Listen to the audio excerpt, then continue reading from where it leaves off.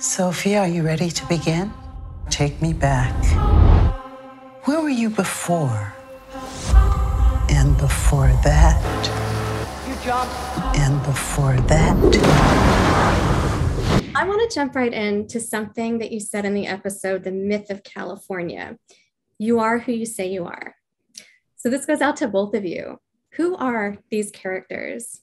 Oh my gosh, who is Sophie? I mean, this is the question of the whole series. When we start off, obviously, Sophie's lost her memory because of this traumatic accident, and she doesn't know who she is.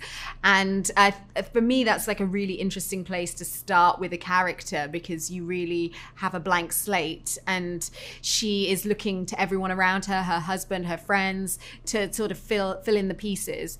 But yeah, I mean, that's the great thing about the show as well, is that we discover who Sophie is, as well as alongside Sophie discovering herself. You know, she's the mystery, if you like. So it's kind of hard to say who Sophie is without spoiling the season. But I guess that's, you know, that's the show. That's what you have to watch to find out. You know, talking with Gugu and us kind of working, and talking with Sam and us, you know, developing all these small things. I mean, it's a hard one to talk about without giving too much away, but there was so much complexity to James, and so much that was at odds with, not at odds, I can't think of the word. What's it when you're too conflicting? There was so much conflicting stuff going on with him that I thought that was just incredibly honest and true for all of us. I think Baden is well-intentioned. I think Baden has a lot of love to give. I think at times he could be misunderstood, but other times he certainly deserves it, you know, because of his mystery and his aloofness. But he's smart, he cares, and I had a great opportunity to be able to embody him. It was a great experience for me.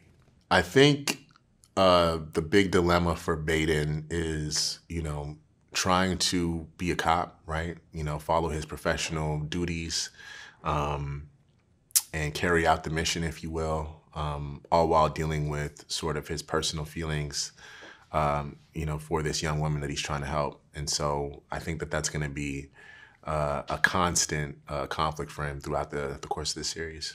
Do you know what it feels like to not remember anything? I have to ask you, what are the essential elements to making a good thriller? I think for us, it was all about having life or death stakes from the get-go for Sophie, you know, feeling like she was waking up into this perfect life with this husband who adores her, friends who love her, you know, this gorgeous house that we would all want to live in. And it's kind of like, if everything was so perfect, how did she end up in this place, you know, with these extreme circumstances? So having a good premise that leaves you asking big questions, and having your main character ask some pretty big questions too, I think that helped us ignite the journey from the very beginning. There was something about this story that always felt like a nod to the classic noirs. And looking at Vertigo and other inspirations like that, it felt like there was just a timeless energy to San Francisco and a romance, something soulful that we could tap into that made this feel like the sophisticated kind of escapist world that we wanted it to be. Surface is out on Apple TV+. Make sure you check it out. I'm Sari Cohen. I'll see you next time. She's starting to ask questions I can't answer. Maybe I was wrong about everything. Sophie, what's going on? Just putting the pieces together. It's a perfect world.